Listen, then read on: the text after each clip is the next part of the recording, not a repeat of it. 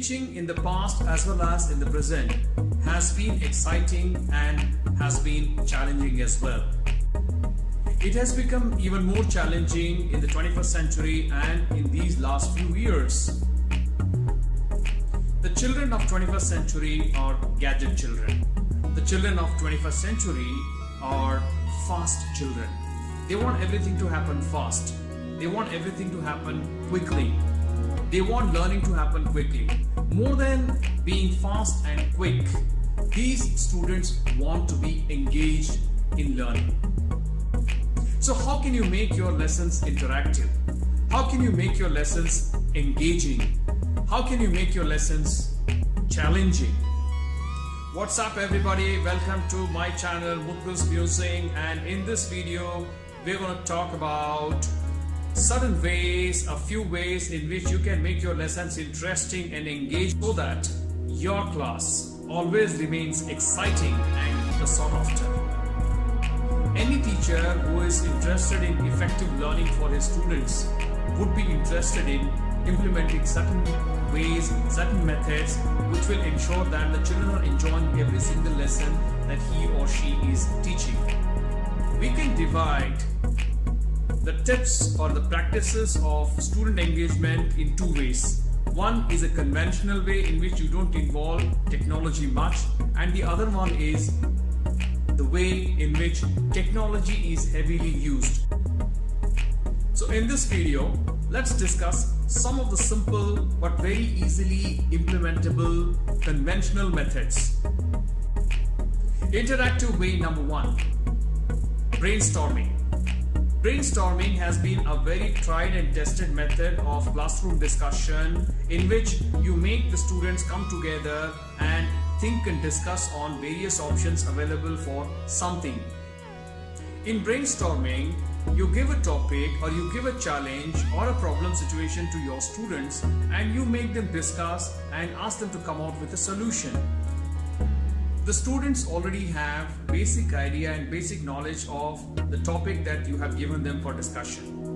On that topic, it's a large group discussion, usually about 5 to 6 students or even more students coming together discussing on that point. Each one of them is actually giving their ideas, their thoughts, and ultimately they present their ideas and thoughts as a team. Now this enables them an opportunity of sharing their ideas, expressing themselves, and also coming out with some creative and brilliant ideas. Method number two, think, pair and share. In this method, the teacher divides the students into batches of two, into teams of two. So each one of them is given an individual topic which they will deliberate upon, they will discuss upon, and then share their ideas with each other, or at times, if the time permits, the teacher can even make them share their ideas in front of the whole class.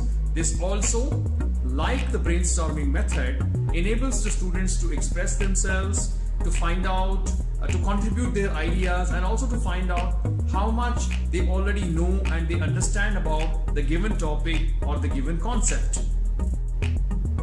The third method is providing your students with short case studies.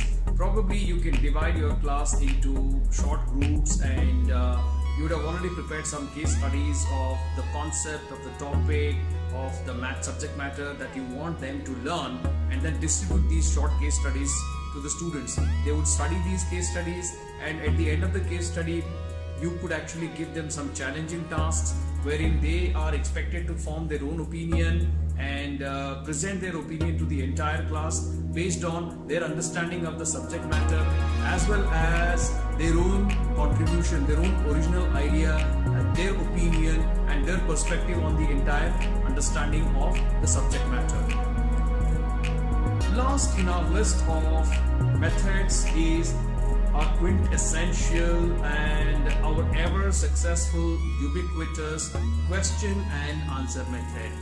So throughout the lesson, be it any subject, you as a teacher can continuously one by one ask questions to the students. So develop your lesson through questions. Encourage your students' participation.